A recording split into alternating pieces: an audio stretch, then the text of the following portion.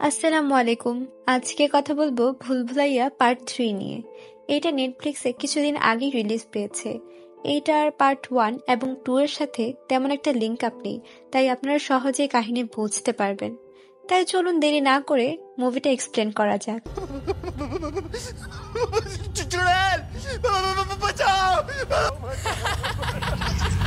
কাহিনীর শুরুতেই আমাদের বেঙ্গলের রক্তঘাট নামক একটা জায়গার সিন দেখানো হয়, যেখানে আমরা দেখতে পারি যে রাজার মেয়ে হচ্ছে মঞ্জুলিকা, যে হলের মধ্যে নৃত্য করছে।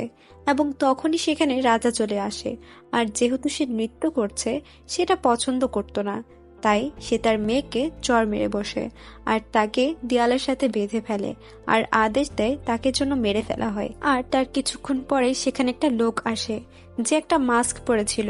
সেই লোকটা মঞ্জুলিকার উপর আগুন লাগিয়ে তাকে সেখানে জ্বলন্ত অবস্থায় মেরে ফেলে।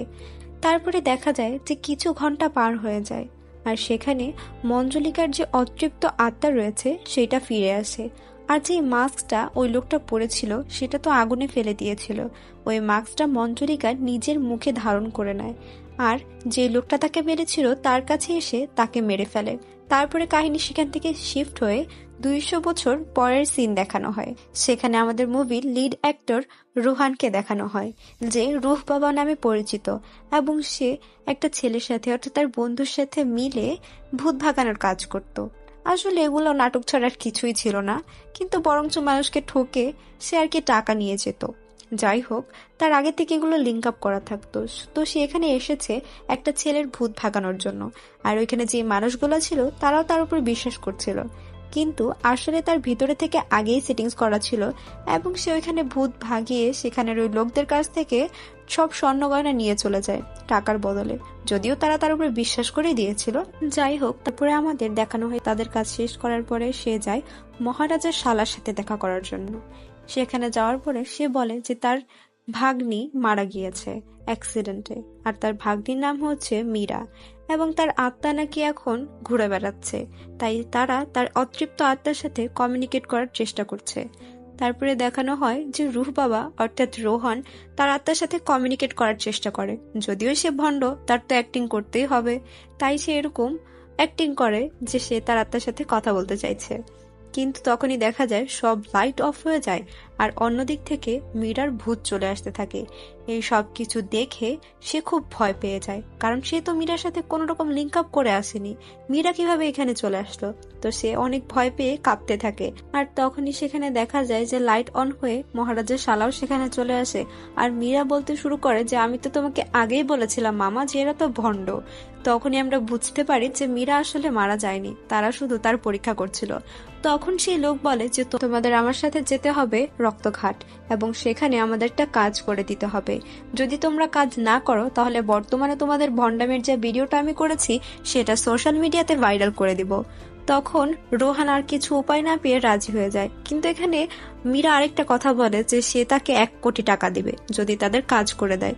এখন কাজটা কি সেটা আমরা সামনে জানতে পারবো। তো সে রাজি হয়ে যায়, কারণ তার কাছে আর কোনো উপায় ছিল না। তারপরে দেখানো হয় তারা সবাই ট্রেনে করে সে রত্নঘাটের উদ্দেশ্যে বেরিয়ে পড়ে। তারপরে দেখা যায় রুহান আর মীরা একজন আরেকজনের অপোজিটে বসেছিল, আর তখনই রুহান মীরাকে খুব লক্ষ্য করে দেখছিল। আসলে হয়তো মীরার সৌন্দর্য তাকে আকৃষ্ট করেছিল। তখন মীরা তাকে বলে যে আমার দিকে নজর দেওয়া শেষ হয়ে গেলে অন্যদিকে একটু তাকিয়ে দেখো। তখন রুহান বলে, আচ্ছা তুমি আমাকে একটা কথা বলো তো, যদি তোমরা রয়্যাল ফ্যামিলি থেকে হও তাহলে তোমরা এরকম ট্রেনের মধ্যে করে যাচ্ছ কেন? তোমাদের জন্য স্পেশাল কোনো যানবাহন নেই কেন? তখন মীরা বলে যে আমরা রয়্যাল পরিবার থেকে বিলং করলেও আমরা থাকি খুব সাধারণের মতো, খুব সাধারণ মানুষদের সাথেই আমরা থাকি। তখন সেখানে দেখা যায় যে তারা পৌঁছে গিয়েছে। পৌঁছে যাওয়ার পরে সেখানে সব মানুষ রোহানকে ঘুরে ঘুরে তাকিয়ে তাকিয়ে দেখছে। রোহান বুঝতে পারছে না যে আসলে কাহিনীটা হচ্ছে কি। যখন তারা মহলের সামনে যায় তখন দেখা যায় যে মহলের ভিতরে কোনো মানুষ নেই। আসলে সেখানে নাকি মহারাজও থাকে না, মহারাজ থাকে পাশের একটা তাবেলাতে। তারপরে তারা মহারাজের সেখানে যায়, আর যাওয়ার পরে দেখা যায় পুরো ফ্যামিলি একটা টুথপেস্টের ভিতর থেকে কিছুটা পেস্ট বের করার জন্য যুদ্ধ করে যাচ্ছে। রোহান এরকম টানা পড়েন দেখে তার টুথপেস্টটা বের করে তাদের দিয়ে দেয়। তারা সেটা দেখে খুব খুশি হয়ে যায়। তারপরে তখন সেখানে মহারাজ চলে আসে। মহারাজ আসার পরে সে চেয়ারে যে লোকটা বসে আছে, অর্থাৎ চেয়ারে যে মহারাজ বসে আছে তার সাথে প্রাসাদে গিয়ে কথা বলতে শুরু করে, কিন্তু আসলে মহারাজ চেয়ারে বসেছিল না, সে পিছে দাঁড়িয়েছিল। এখন রোহান বুঝতে পারছে না এখানে হচ্ছেটা কি, সবকিছুই ওলটপালট। সে বলে যে আপনাদের সমস্যাটা কি এবং আমাকে কি কেউ বলবে যে এখানে হচ্ছেটা কি। রোহানকে সেখান থেকে নিয়ে গিয়ে বলা হয় তোমাকে এখন শাহী ভোজন করানো হবে। যখন সে খেতে বসে সেখানে দেখা যায় যে তাকে একটা রুটি দেওয়া হয়েছে, কিছুটা চিনি, কিছুটা পেঁয়াজ, কোনো সবজিও দেওয়া হয়নি। এইরকম দুর্দিন তো আফ্রিকাতেও নেই। রোহান এই সবকিছু দেখে খুব হতাশ হয়ে পড়ে এবং বুঝতে পারে না যে কি করবে, এবং মীরাকে জিজ্ঞেস করতে থাকে এখানে হচ্ছেটা কি। মীরা বলে সন্ধ্যা হলে তুমি সবকিছু জানতে পারবে। তারপরে দেখানো হয় যে সন্ধ্যা হয় আর সেখানে রাজপুরোহিত আসে। রাজপুরোহিত আসার পরে রুহান আর মীরা তাদের দুইজনকে তারা মহলের ভিতরে নিয়ে যায়। ভিতরে নিয়ে যাওয়ার পরে সেখানে একটা চিত্র দেখতে পাই আমরা, অর্থাৎ একটা ছবি টাইপ, যেই ছবিটা আসলে মূলত রুহানেরই প্রতিবিম্ব ছিল। আসলে এই যে মহলটা রয়েছে এখানের যে রাজপুত্র ছিল সে আসলে রুহানের মতোই দেখতে ছিল, আর তার জন্যই এই সব কিছু হচ্ছে, অর্থাৎ রোহানকে সবাই ঘুরে ঘুরে দেখছিল। আসলে এটা হচ্ছে রোহানের পুনর্জন্ম। তারপরে সেই পণ্ডিত রোহান অর্থাৎ দেবেন্দ্রনাথের পুনর্জন্মের কাহিনী আর হচ্ছে তার বোন মঞ্জুলিকার কাহিনী বলতে শুরু করে। আসলে মঞ্জুলিকা ছিল রাজার বড় মেয়ে এবং তার একটাই মেয়ে ছিল। মঞ্জুলিকা নাচে এবং তরবারি প্রশিক্ষণেও খুব ভালো ছিল, কিন্তু একটা পর্যায়ে দেখা যায় যে সবাই ভাবছিল মঞ্জুলিকাকেই এই সিংহাসনের দায়ভার দেওয়া হবে। কিন্তু রাজার দাসীর সাথে একটা সন্তান হয়, যেটা ছিল একটা ছেলে, সেটাই ছিল আসলে দেবেন্দ্রনাথ। এরপরে মহারাজ দেবেন্দ্রনাথকে নিজের উত্তরাধিকারী ঘোষণা করেন এবং তারপরেই মঞ্জুলিকা এই জিনিসটা সহ্য করতে না পেরে দেবেন্দ্রনাথকে খুব মর্মাহতভাবে মেরে ফেলে এবং তার বাবা এসব কিছু জানতে পেরে মঞ্জুলিকাকে জ্বালিয়ে মেরে ফেলে, যেটা আমরা একদম মুভির শুরুতে দেখেছিলাম। পরে দেখা যায় মঞ্জুলিকা অতৃপ্ত আত্মা হয়ে ফিরে আসে আর তার বাবাকে ঠিক ওইভাবে মেরে ফেলে যেভাবে তাকে মারা হয়েছিল। এখন মঞ্জুলিকাকে আটকানোর কোনো ওয়ে ছিল না, তাই শুধু তার আত্মাকে একটা রুমের ভিতরে লক করে রাখা হয়েছে, কিন্তু তার একদম ধ্বংস করা হয়নি। আসলে মঞ্জুলিকাকে ধ্বংস করতে হলে এই রাজপরিবারের এক সদস্যকে পুনর্জন্ম নিতে হবে, আর দুর্গা অষ্টমীর দিন এই দরজা আবার খোলা হবে আর ওই পুনর্জন্মকৃত বালকের হাতেই এই মঞ্জুলিকার খাতমা হবে। আসলে এগুলা সব ভবিষ্যৎবাণীতে ওই পণ্ডিতেরা লিখে রেখেছিলেন যারা মঞ্জুলিকাকে ওই রুমের মধ্যে আটকে দিয়েছিলেন। তখন দেখা যায় কাহিনীতে রুহান আর মীরার কথোপকথন। আসলে রুহান এই কোনো কিছুতে খুব একটা সিরিয়াস ছিল না, সে কোনো কিছু সিরিয়াস ভাবে দিচ্ছিল না। অন্যদিকে মীরাকে যখন সে এগুলো বলে, মীরা বলে যদি আমার মামা আমাকে না এগুলো থেকে আটকাতেন তাহলে আমি কবেই ওই দরজা খুলে দিতাম আর এই মহলকে বেচে ফেলতাম। এটা বেচলে অন্তত 1000 কোটি টাকা তো আমি পাবই, সেখান থেকে তোমাকে 1 কোটি টাকা দিয়ে দিতাম। তারপরে সেখানে দেখা যায় যে সবাই আবার মহলে শিফট হয়ে গিয়েছে এবং সেখানে থাকতে শুরু করেছে। সেখানে মামাজি আসে। মামাজি আসার পরে সবার জন্য খাবার নিয়ে এসে আর অন্যদিকে একটা সুখবরও জানায় যে মহলের জন্য প্রজারা খুব কর দেওয়া শুরু করেছে এবং তারা এখন আগের মতো আবার ভালো ভালো খাবার খেতে পারবে। তারপরে দেখা যায় যে তাদের যে নতুন রাজকুমার আসে তার সাথে দেখা করার জন্য সব প্রজারা মন্দিরে গিয়েছে এবং রাজপরিবারের সবাইও মন্দিরে যাচ্ছে। এখানে যাওয়ার পরে সবাই এই মহারাজের সাথে দেখা করার জন্য খুব অধীর আগ্রহে ছিল এবং সবাই তাকে রাজপুত্র হিসেবে মেনে নেয়, কিন্তু সেখানে 3 জন ছিল যারা তাকে মানতে পারছিল না এবং বলছিল যে সে একটা ভণ্ড। কিন্তু শেষমেশ রুহান সবাইকে বিশ্বাস করিয়ে দেয় যে তারা আসলে তার খেদমত করত এবং তাদের কাছে খুব গহনা জিম্মি দেওয়া ছিল, কিন্তু তারা এখন এই সব কিছু মনে করতে পারছে না। আর যখনই তাদের কাছ থেকে গহনাগুলো চাওয়া হয়েছিল তখনই তারা সেগুলো নিয়ে পালিয়ে গিয়েছিল, অর্থাৎ পুনর্জন্মের কথা রুহান শোনাচ্ছে আর কি। তারপরে সবাই মারতে শুরু করে ওই 3 জনকে। তারপরে দেখা যায় যে গ্রামের সবাই মঞ্জুলিকার যে পুতুল আছে সেটাকে জ্বালিয়ে সেখানে উৎসব করতে থাকে। আর তখনই সেখানে একটা মহিলা আসে যে সবাইকে খুব রাগের চোখে দেখতে থাকে। আসলে সে রাজপরিবারের সবার সাথে পরিচিত হওয়ার পরে নিজের পরিচয় দেয় যে তার নাম মল্লিকা এবং সে ক্রাউন হেরিটেজ গভর্নমেন্ট অফিস থেকে এসেছে। আসলে তারা পুরাতন যত সব প্রপার্টি থাকে এই সব কিছুর ডিলিং করত। তারপরে দেখানো হয় যে মল্লিকা রুহানকে জিজ্ঞেস করে যে আপনার মঞ্জুলিকার ব্যাপারে কি কোনো কিছু মনে পড়েছে। তখন দেখা যায় যে রুহান বলে না আমার এখনো কিছু মনে পড়েনি, কিন্তু পড়লে আপনাদের সবাইকে জানাবো। অন্যদিকে দেখানো হয় যে মীরার বিষয়টা ভালো লাগছিল না। মীরা বুঝতে বুঝতে পারছিল যে এখানে কোনো কিছু একটা গন্ডগোলে রয়েছে। তারপরে দেখা যায় যে রোহান মীরার কথা ভাবতে থাকে, আর একটা পর্যায়ে মীরা ছাদের উপর থেকে পড়ে মারা যায়, আর রোহানের তখনই ঘুম ভেঙে যায়। আসলে এটা একটা স্বপ্ন ছিল। আর অন্যদিকে এই সবকিছুই মল্লিকা ভালো মতো নজর রাখছিল। এর পরের দিন সকালে যখন মীরা ছাদের উপরে দাঁড়িয়েছিল এবং নিচের দিকে তাকাচ্ছিল, তখন রোহান ভাবতে থাকে আবার মীরা সেখান থেকে ঝাপনা দিয়ে দেয়, তাই তাকে গিয়ে জড়িয়ে ধরে। কিন্তু মীরা বিষয়টা ইরিটেটিং ভেবে তাকে দূরে ধাক্কা দিয়ে বলে যে তুমি শুধু আমাকে ধরার সুযোগ খুঁজো। এখানে তারা দুইজন একেবারে সাথে ফ্লার্ট করতে থাকে। কিন্তু তখনই সবকিছু ছোট পণ্ডিত, তারপরে বড় পণ্ডিত আর তার ওয়াইফ দেখছিল। তারা বিষয়টা পছন্দ করে না এবং তারা বিভিন্ন ধরনের কথা বলতে থাকে। তখনই সেখানে রোহান যায় আর বলে যে তোমরা যে গত জন্মে যখন কাজ না করতে তখন তোমাদের শরীরের উপরে চাবুকের আঘাত পড়তো, এবারও যদি এমন করো তাহলে আবারও পড়তে পারে। এই সব কিছু শুনে তারা আবার কাজ করতে ফিরে যায়।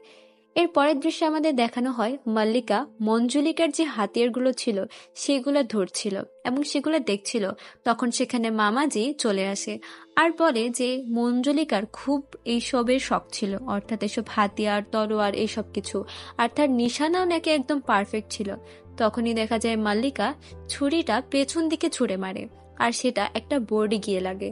তখন মামাজি তাকে বলে, মল্লিকাজি আপনি কি আপনাকে মঞ্জুরিকা মনে করছেন? আসলে এখানে কোনো কিছু একটা গন্ডগোলে ছিল। অন্যদিকে আমরা রোহানকে দেখতে পাই যে ঘুমের মধ্যে একটা রেডিওর আওয়াজ শুনে এবং রেডিওতে একটা বোন যার নাম মঞ্জুলিকা সে তার ভাইকে বলছিল যে তুই ফিরে তো এসেছিস কিন্তু তুই বাঁচতে পারবি না, তোকে আমি জ্বালিয়ে মেরে ফেলবো। তারপরে দেখা যায় যে রোহান বাইরে চিৎকার চেঁচামেচির আওয়াজ শুনতে পায়। যখন সে বাইরের দিকে যায় তখন হলে গিয়ে দেখতে পায় অনেক বছর পুরনো যেই ছবিটা তার রয়েছে, অর্থাৎ তার গত জন্মের ছবি, সেইটার মধ্যে আগুন লেগে গিয়েছে এবং পেছন থেকে সবাই বলাবলি করছে এটা হয়তো মঞ্জুলিকা করেছে। কিন্তু তখনই সেখানে মল্লিকা বলে ওঠে যে তুমি এত ভয় পাচ্ছ কেন রোহান, মনে হচ্ছে আগুনটা সেই ছবিতে লাগেনি, তোমার গায়ে লেগেছে। তারপরে তারা সেখান থেকে চলে যায়। রোহান এই ইনসিডেন্টে খুব ভয় পেয়ে গিয়েছিল এবং পরদিন সে প্ল্যান করে সেখান থেকে পালিয়ে যাবে। কিন্তু তখনই তার বন্ধু টিল্লু সেখানে চলে আসে আর তাকে বলে যদি এখানে পালানোর কথা ভাবিস না, কারণ আমাদের যে লাস্ট লাইন ছিল সে আসলে একটা পুলিশ অফিসারের আত্মীয় ছিল। সেই পুলিশ অফিসারের নাম হচ্ছে রাথোর। সে যাকে ধরে তাকে একদম শেষ করে ফেলে। তোকে আর আমাকেও সে মেরেই ফেলবে যদি হাতে পায়, কারণ আমরা তাদেরকে ঠকিয়েছিলাম। তারপর রোহান চিন্তায় পড়ে যায় যে সে কি করবে।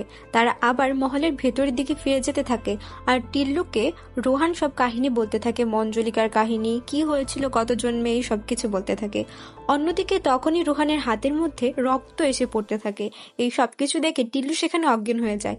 কিন্তু রোহান যখন উপর দিকে তাকায় তখন দেখে যে মীরার ভাই সস দিয়ে কিছু একটা খাচ্ছিল, সেই সসই তার হাতে এসে পড়েছে। তারপরে তার ভাইকে সে ডাকে আর বলে যে মীরার ফোনটা আমাকে একটু এনে দিতে পারবে, কিন্তু তার ভাই রাজি হয় না। তখন বলে যে আমি তোমাকে 20 টাকা দিব যদি এনে দাও। তখন ভাই গিয়ে ওর ফোন এনে দেয়, অর্থাৎ মীরার ফোন এনে দেওয়ার পরে রোহান তার ভাইকে 20 টাকা দেয় আর ফোন চেক করতে থাকে। ফোনের মধ্যে সে নিজের ছবি দেখে, অর্থাৎ মীরা তার লুকিয়ে লুকিয়ে ছবি তুলছিল। রোহানের এমন ছবি দেখে রোহান নিজেই হাসতে থাকে আর তখন সেখানে মীরা এসে তার হাত থেকে ফোনটা নিয়ে যায়। অন্যদিকে তারা দুইজন একটু ক্লোজ চলে আসে এবং দেখেই বোঝা যাচ্ছিল যে তাদের মধ্যে কিছু একটা চলছিল। এরপরে আমাদের মধুলিকার ছবি দেখানো হয়, যে আসলে প্রতাপের স্ত্রী ছিল এবং সে কিছুটা দেখতে মীরার মতো ছিল। অন্যদিকে রোহান এটা দেখে মীরার সাথে ফ্লার্ট করতে শুরু করে, কিন্তু মীরা সেখান থেকে চলে যায়। যখন তারা সামনের দিকে যাচ্ছিল তারা খেয়াল করে যে মঞ্জুলিকার ঘরের যে তালাটা রয়েছে সেটা ভেঙে নিচে পড়ে রয়েছে। তখন তারা দেখতে পায় যে মঞ্জুলিকা নিজের রুমের ভিতর থেকে চিল্লাচ্ছে।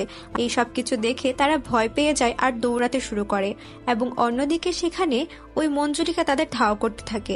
একটা পর্যায়ে সেখানে মল্লিকা চলে আসে আর মল্লিকা তখন রোহানের হাত ধরে মঞ্জুলিকার রুমের ভেতরে তাকে নিয়ে যায়।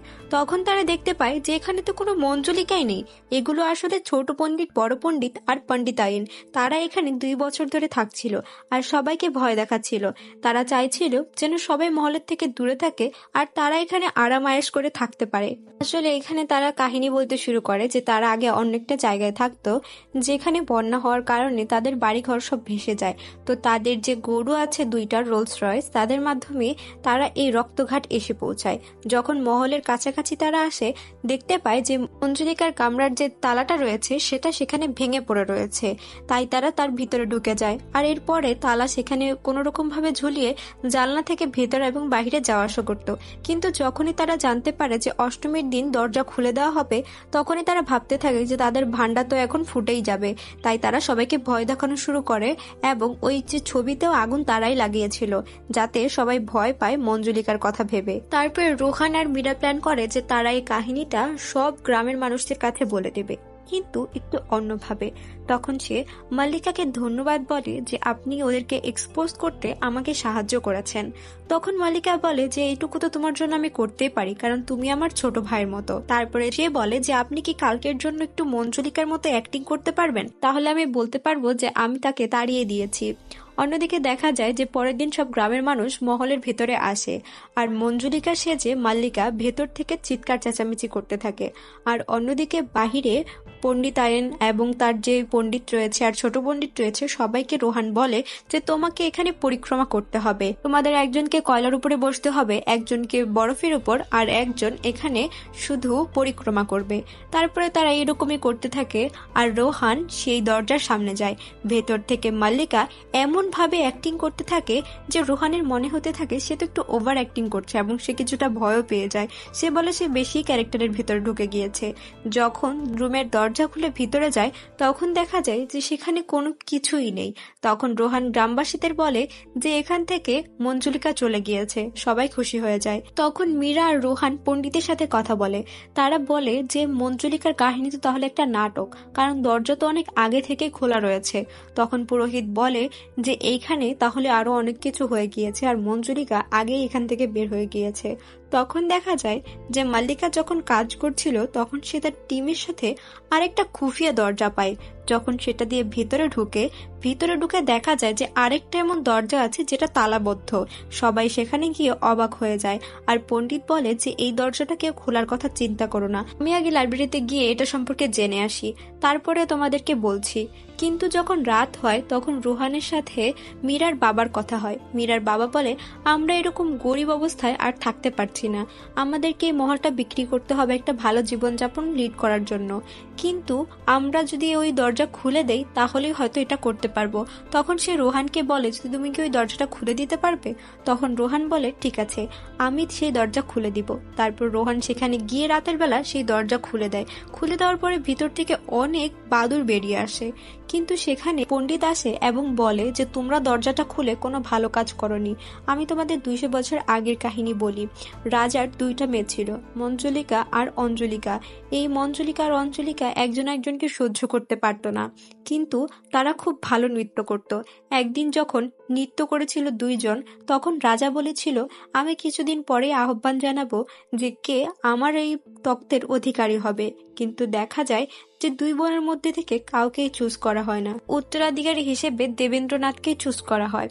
তারপরে কাহিনী প্রেজেন্টে ফিরে আসে, আর আমাদের দেখানো হয় যে মন্দিরা নামে একজন এই মহলের ভেতরে এসেছে। সে আসলে এক জায়গাকার রানী এবং সেই মহলটা কিনতে চায়। সে রুহানকে ধন্যবাদ বলে আর বলে যে তুমি যদি ওই দরজা না খুলতে তাহলে আমি এখানে আসতেই পারতাম না। আসলে তার বলার মিনিংটা এমন ছিল যে সে এই মহলটা কিনতে চায়, এবং ওই দরজা খোলার কারণে এখান থেকে মঞ্জুলিকা চলে গিয়েছে, তাই সে এখন মহলটা কিনতে পারবে। পরে সেখানে মন্দিরা সে বলে যে আমি আজকে মঞ্জুলিকার রুমে থাকতে চাই। যখন মঞ্জুলিকার রুমে সে প্রবেশ করে সেখানে মালিকাকে দেখতে পারে এবং দুইজনের গলা চেপে ধরে। আসলে এই 2জনই হচ্ছে মঞ্জুলিকা আর অঞ্জলিকার পুনর্জন্ম, তাই তারা একজন একজনকে সহ্য করতে পারছিল না। অন্যদিকে যখন এইসব হচ্ছিল তখন সেখানে যত পাখি ছিল সব মারা যেতে শুরু করে। এই সব কিছু পণ্ডিতটা দেখছিল এবং সে বুঝতে পারছিল যে সেখানে ভালো কিছু হচ্ছে না। পরে সবাই সবকিছু দেখে বলতে শুরু করে যে এই মহল তো আমরা বিক্রি করতে চেয়েছি, যদি এরকম কিছু হতে থাকে তাহলে কিভাবে কি হবে। তখন পণ্ডিত বলে যে একমাত্র রুহানি আছে যে এখন এই মঞ্জুলিকার হাত থেকে আমাদের সবাইকে বাঁচাতে পারবে। তার পরের দিন সকালের দৃশ্য দেখানো হয় যেখানে সবাই মন্দিরে যাচ্ছিল এবং মন্দিরাকেও সেখানে মন্দিরে যেতে বলা হয়েছিল, কিন্তু সে যেতে চাইছিল না। সে বলে যে সে ভগবানে বিশ্বাস করে না। অন্যদিকে রুহান তাকে জোর করে আর বলে যে আমাদের সাথে চলেন, কিন্তু সে হঠাৎ করে রেগে গিয়ে সেখান থেকে বলে যে আমি যাব না, আমি বিশ্বাস করি না। তখন সে আবার ক্যারেক্টারে ফিরে আসে আর বলে যে আমি নাস্তিক, আমি এসব কিছুতে বিশ্বাস করি না।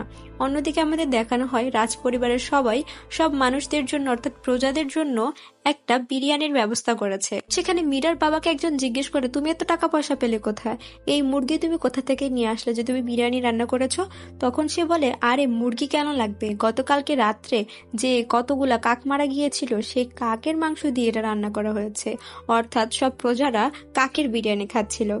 যাই হোক, এরপরে আমাদের দেখানো হয় মাল্লিকা আর মন্দিরের মধ্যে থাগস অফ ওয়ার গেমটা দেখানো হয়, যেখানে দুইজন রশি ধরে টানছিল, কিন্তু একটা পর্যায়ে দেখা যায় যে দুইজনের শক্তি সমান প্রমাণিত হয়, রশিটা মাঝ বরাবর ছিঁড়ে যায়। তারপরে রাত যখন হয়ে গিয়েছিল সেখানে সবাই একসাথে বসেছিল আর মহারাজ বুঝতে পারছিল যে তার ভালো দিন চলে এসেছে, তাই সে রূপ বাবাকে বলে সেখান থেকে চলে যেতে, কিন্তু রোহান সেখান থেকে যেতে চাচ্ছিল না, কারণ সে তার 1 কোটি টাকা চাইছিল। তাই সে এইসব কিছু না বলে সে অ্যাক্টিং করতে শুরু করে যে রাজার যে মৃত ওয়াইফ আছে তার আত্মা তার শরীরের ভিতরে ঢুকে গিয়েছে, এবং সুযোগের সদ্ব্যবহার করে সে রাজাকে বলতে থাকে যে রোহান ছেলেটা তো একটা হীরা, তোমার মেয়ের বিয়ে ওর সাথে করিয়ে দাও। কিন্তু রাজা এটা বিশ্বাস করতে পারছিল না, শেষমেশ বিশ্বাস করে ফেলে এবং সেখানে মামাজিও চলে আসে। মামাজি জানতো যে রোহান ভণ্ড, কিন্তু তারপরেও সে রোহানের পক্ষেই কথা বলে। এর পরের দিন আমাদের দেখানো হয় যে 3 জন পণ্ডিত অর্থাৎ ছোট পণ্ডিত, বড় পণ্ডিত আর পণ্ডিতাইন 3 জন হচ্ছে কাজ করার সময় একটা পেন্টিং পায়, যেটা মূলত ছিল মঞ্জুলিকার। যখন পেন্টিংটা তারা দেখবে এমন সময় মাল্লিকা সেটার উপরে পেইন্ট ফেলে দেয়, যার কারণে তারা তার চেহারাটা দেখতে পারে না যে মঞ্জুলিকা কেমন দেখতে ছিল। অন্যদিকে মামাজি রুহানের জন্য একটা শেরওয়ানি বের করছিল, শেরওয়ানির সেখানে আবার আরেক কাহিনী হয়ে যায়। সেই শেরওয়ানি মামাজির গলা চেপে ধরে আর তারাই সবকিছু দেখে সেখান থেকে পালিয়ে রাজার কাছে চলে আসে আর বলতে থাকে যে মল্লিকা সেখান থেকে যায়নি, মল্লিকা এখনো আছে।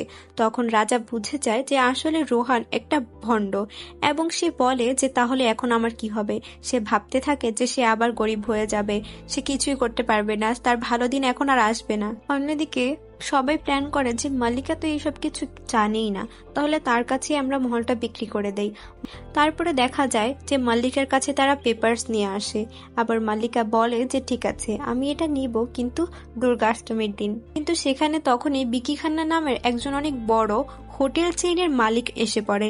সে বলে যে এই মহলটা আমার অনেক পছন্দ হয়েছে আর আমি এই মহলটা এক্ষুনি কিনে নিব, আমি এক্ষুনি 1000 কোটি টাকা দিতে রাজি আছি। যখন সে ভিতরে যায়, ভিতরে যাওয়ার পরে ওই রাজার যে সিংহাসনটা ছিল সেটা দেখতে পায় আর বলে যে এটা আমার গাড়িতে লোড করে দাও, আমার এই সিংহাসনটা অনেক পছন্দ হয়েছে। কিন্তু সেখানে মালিকা বলে যে আমি এই সিংহাসনটা নিয়ে যেতে দেব না, সিংহাসনটা তো এই মহলের একটা প্রাইড। অন্যদিকে দেখা যায় যে বিকি খান্না কারো কথাই শুনে না এবং সে মহলটা কেনার জন্য উদ্যত হয় আর সবকিছু নিয়ে ফিরে যেতে থাকে। তখন দেখা যায় মঞ্জুলিকার যে আত্মা রয়েছে, মঞ্জুলিকার আত্মা বিকি খান্নার উপর আক্রমণ করে তাকে মেরে ফেলে। তারপরে আমরা দৃশ্য দেখতে পাই যে মীরা ওই সিংহাসনের কাছেই যাচ্ছিল আর সেখানে বসে দেখতে পারে মল্লিকাকে, কিন্তু আসলে মল্লিকা কারো একটা বসে ছিল। সে বলতে থাকে যে এই মহল আমার এবং আমি এই সিংহাসনে বসবো, আমি এখানকার উত্তরাধিকারী, আমার উপরে কেউই নেই। এবং এটা বলতে বলতে একটা পর্যায়ে সেই সিংহাসনকে হাত দিয়ে উপরের দিকে তুলে ফেলে। এই সব কিছু দেখে মীরা অনেক ভয় পেয়ে যায় এবং বাহিরে চলে আসে। যখন সে বাহিরে আসে দেখতে পারে মাল্লিকা সেখানে আগে থেকেই বসে রয়েছে এবং সে একটা চিন্তার মধ্যে পড়ে যায় যে সে ভিতরে কাকে দেখে আসলো। অন্যদিকে সেখানে মীরার কাছে রুহান চলে আসে আর বলতে থাকে যে বিকি খান্না মারা গিয়েছে। আর অন্যদিকে মন্দিরা হাসতে হাসতে আসে আর পেপারস গুলা সেই রাজার হাতে ধরিয়ে দেয় আর বলে যে 2 দিন পরে মহলটা আমার কাছেই বিক্রি করে দিবেন, কারণ এই মহলটা এখন আর কেউই কিনবে না। রোহান আর মীরা দুইজনের কনফিউশনে ভুগতে থাকে আর দুজনের সাথে কনভারসেশন করতে থাকে। রোহান বলে যে মন্দিরা কেন এই ভগবানে বিশ্বাস করে না এবং সে কেন নিজেকে নাস্তিক দাবি করে। অন্যদিকে মীরা বলে যে আমিও এটা ভাবছি যে অন্যদিকে মাল্লিকা কেন ওই সিংহাসনটা নিজে হাত দিয়ে উপরে তুলে ফেলেছিল আর কেনই বা এরকম কথাবার্তা বলছিল। তারা দুইজনই খুব কনফিউশনের মধ্যে ছিল। তারপরে আমাদের দেখানো হয় যে রোহান ঘুমাচ্ছে। রোহানের ঘুম হঠাৎ করে ভেঙে যায় এবং সে একটা শব্দ ফলো করতে করতে মঞ্জুলিকার ঘরের কাছে পৌঁছে যায়। ভিতরে যাওয়ার পরে সে দেখতে পারে যে মাল্লিকা আর মন্দিরা দুইজনে বসে বসে খেলছে আর তার দিকে কেমন ভূতের মতো করে তাকিয়ে আছে। এই সবকিছু দেখে তার ঘুম ভেঙে যায়, কিন্তু দেখতে পারে যে মীরা তার পাশেই শুয়েছে আর রুমের মধ্যে মঞ্জুলিকাও ছিল। কিন্তু মঞ্জুলিকাকে দেখে মীরা হাসতে থাকে। এর পরের দিন সকালের দৃশ্য আমাদের দেখানো হয়, যেখানে পণ্ডিতায়ন ছোট পণ্ডিত বড় পণ্ডিত ছিল। তখন সবাই সন্দিহান ছিল যে আসল মঞ্জুলিকাকে। তারা সবাই ভাবছিল যে মন্দিরা এবং মল্লিকা দুইজনের মধ্যে থেকে একজনই আসল মঞ্জুলিকা হবে। রুহানি কথাটা সেখানে বলেছিল, কিন্তু কেউই এটাতে শিওর ছিল না। সেখানে মীরা বলে ওঠে যে আমি তো মঞ্জুলিকার ছবি পেয়েছিলাম, কিন্তু তার উপরে মাল্লিকা পেইন্ট ফেলে দিয়ে ছবিটা নষ্ট করে দিয়েছিল। সেটা ঠিক করার জন্য আমি পাঠিয়েছি এবং সেটা কাল ঠিক হয়ে চলে আসবে। তখনই আমরা জানতে পারবো যে আসল মঞ্জুলিকা কে।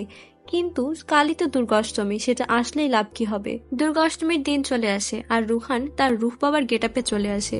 অন্যদিকে সে মীরার দিকে নজর ফেলতেই দেখে যে মীরা লাইটার নিয়ে দাঁড়িয়েছিল এবং অদ্ভুত কথাবার্তা বলছিল আর বলছিল আমি তো তোকে জ্বালিয়ে দিব। কিন্তু তখনই রুহান তাকে জ্ঞান ফিরিয়ে নিয়েছে আর মীরার জ্ঞান ফিরাতেই সে বলতে শুরু করে যে আমি তো এখানে ছিলাম না, আমি এখানে কিভাবে চলে আসতাম আর আমি কি বা বলছিলাম। তখন রূপ বাবা মন্দিরাকে জিজ্ঞেস করে যে তুমি এখানে কেন এসেছো, তোমার এখানে আসার পারপাস কি। কিন্তু তখনই সবাই ভাবতে থাকে যে হয়তো মন্দিরাই আসলে মঞ্জুলিকা। বাট মীরার ফোনে একটা ছবি আসে, যেই ছবিটা সে ঠিক করার জন্য পাঠিয়েছিল। তখন তারা জানতে পারে যে মাল্লিকা হচ্ছে মঞ্জুলিকা আর মাল্লিকা সেখানে চলে আসে। তারপরে রোহান পূজার তেল দিয়ে মাল্লিকাকে একটা ঘেরার মধ্যে আটকে ফেলে আর তাকে জ্বালানোর জন্যই যাবে। এমন সময় মন্দিরা বলে ওঠে যে তোমরা ভুল মানুষকে আটকে ফেলেছো, আসলে তো মঞ্জুলিকা আমি। আর সেখানে সিংহাসনটা চলে আসে। সিংহাসনের উপরে বসে মাল্লিকা এরকম অদ্ভুত কথাবার্তা বলতে থাকে আর বলতে থাকে মঞ্জুলিকা তো আমি। তখন রুহান মন্দিরাকে পূজার তেল দিয়ে জ্বালানোর কথা ভাবছিল, কিন্তু তখনই মাল্লিকা রুহানকে আটকায় আর বলে যে আমি কথা বলছি। মাল্লিকা মন্দিরাকে বলে যে আমাদের দুইজনের মধ্যে থেকে কেউই ভূত নয়, আসল যে সব কিছু করছো সে বেরিয়ে আসো। তখন আমরা দেখতে পারি যে আসলে যে আত্মাটা ঘুরে বেড়াচ্ছে সেটা হচ্ছে দেবেন্দ্রনাথের। তারপর আমরা ফ্ল্যাশব্যাকে দেখতে পারি যে রাজকুমার দেবেন্দ্রনাথ নিজের ঘরে বসেছিল আর দুই বোন খুব রাগী অবস্থায় ছিল, কারণ তারা দেবেন্দ্রনাথকে সহ্য করতে পারতো না, যেহেতু তাকে উত্তরাধিকারী হিসেবে চুজ করা হয়েছিল। তাই তারা দুইজনই তাকে মারার জন্য তার ঘরে গিয়েছিল। যখন তারা তার ঘরে যায় তারা দেখতে পায় যে দেবেন্দ্রনাথ মেয়েদের মতো সাজছে। তারা এই সব কিছু দেখে বুঝে যায় যে সে একটা ছেলে হলেও তার ভেতরে একটা মেয়ের সত্তা রয়েছে। এই সব কিছু দেখে তারা হাসতে শুরু করে মনে মনে। এখন তারা দেবেন্দ্রনাথকে বলে যে তাহলে এখন বুঝতে পারলাম কে এতদিন এরকম নেচে বেড়াতো রাতের বেলা। দেবেন্দ্রনাথ বলে যে তুমি তো আমার কথা কাউকে বলবে না, আমি রাজা হতেই চাই না, বাট তারপরে বাবা আমাকে জোর করে রাজা বানাচ্ছে। তখন দুই বোন তাকে আশ্বাস দেয় যে আমরা তোমার কথা কাউকে বলবো না। তখন তারা এইসব কিছু বলে সেখান থেকে বেরিয়ে যায়, কিন্তু রাজার কাছে গিয়ে তারা সত্যি কথা বলে দেয়। বলে দেওয়ার পরে রাজা সেখানে দেবেন্দ্রনাথকে নিয়ে আসে। দেবেন্দ্রনাথ তখন মেয়ের গেটআপে ছিল। তখন দেবেন্দ্রনাথকে রাজা আদেশ দেয় মৃত্যুদণ্ডের জন্য। দেবেন্দ্রনাথকে পুড়িয়ে মেরে ফেলা হয়। অন্যদিকে রাজা সেই দুই বোনকেও পানিশ করে। তখন রাজা বলে যে ইতিহাসের পাতায় মঞ্জুলিকা ভাইয়ের হত্যাকারী হিসেবেই গণ্যিত হবে এবং অঞ্জলিকার কোনো অস্তিত্বই থাকবে না। আর আমরা সবার কাছে বলবো যে মঞ্জুলিকাই তার ভাইকে মেরে ফেলেছে।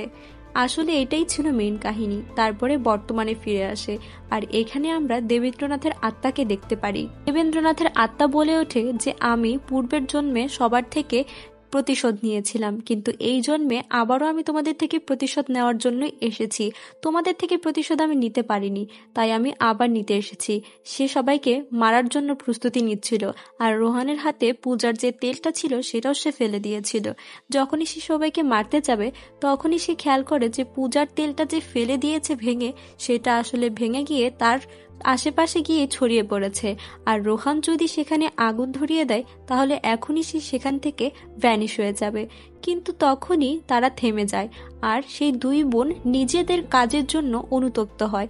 তাদের জন্য তার ভাইকে এরকম একটা পরিণতির শিকার হতে হয়েছিল। তাই তারা দেবেন্দ্রনাথের আত্মার কাছে ক্ষমা চায়। আর সেখানে দেবেন্দ্রনাথ শেষমেশ খুব জোরে চিৎকার করে কান্না করে ওঠে। যখনই তার চোখের পানির ফোঁটা সেই তেলের মধ্যে গিয়ে পড়ে, সেখানেই দেবেন্দ্রনাথের আত্মা মুক্তি পেয়ে যায় আর সবকিছু নর্মাল হয়ে যায়। এখানেই মুভির কাহিনী মূলত শেষ, বাট এর পরে আরেকটা সিন দেখানো হয় যেখানে আমরা মাল্লিকা আর মন্দিরাকে দেখতে পারি। আসলে মাল্লিকা এই মহলটা অনেক দিন ধরে খুঁজছিল, তাই সে এরকম পুরনো মহলের কাজের সাথে যুক্ত হয়ে গিয়েছিল। আর অন্যদিকে মন্দিরা হচ্ছে ইন্সপেক্টর রাঠোর, যে একজন ভণ্ড রূহ বাবাকে খুঁজছিল। আর এই সব কিছু শুনে এখানে রোহান অজ্ঞান হয়ে যায় আর এখানে ভুল ভুলাইয়া 3 শেষ হয়ে যায়। মুভিটি কেমন লাগলো সেটা অবশ্যই আমাদের কমেন্ট করে জানাবেন। যদি ভালো লেগে থাকে তাহলে আমাদের চ্যানেলটিকে সাবস্ক্রাইব করে রাখবেন। এরকম আরও নতুন ট্রেন্ডিং মুভির এক্সপ্লেনেশন পেতে আমাদের সাথেই থাকুন। ধন্যবাদ।